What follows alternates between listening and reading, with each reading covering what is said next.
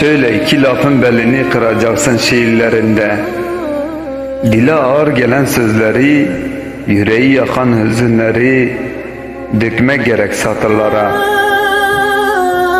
Yazdığın her namede bazen gitmek, bazen de kalmak arasındaki ince çizgiyi anlatacaksın. Bir adamla genç kızın hüzünlü hikayesini, yetim ve öksüz çocukların içindeki yangınları anlatacaksın.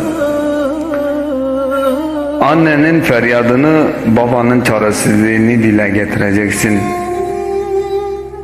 Dost gibi görünüp iki yüzlü insanları unutmamak gerek.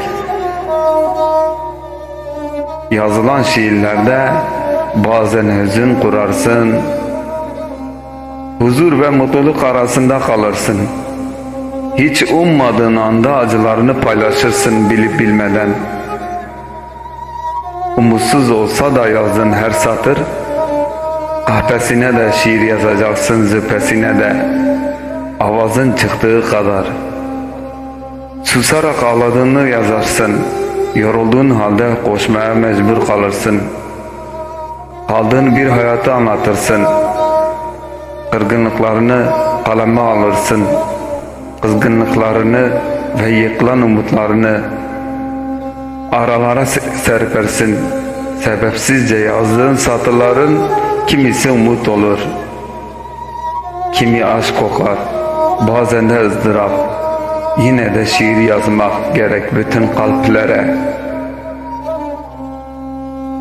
Yaşlı gözleri, umutsuz yürekleri anlatmak gerek. Her bir mısrada şiir yazmak için adresinden göç etmiş nefretler düşer şairin aklına. Cümleden yalnız sıkıntısı olmaz şairin. Kaygı etme boşuna. Tozlanmış afların arasında gizlenmiş birçok hikayesi vardır saklı duran. Her seferinde sil baştan yazar. Aşkı, nefreti, hüznü usanmadan. Şair her bir kelimesinde kimine rezalet, kimine asalet katar satırlarında. İşte bu yüzden şiir yazmak gerek bazen. Hem sevdiklerine hem sevdiklerine.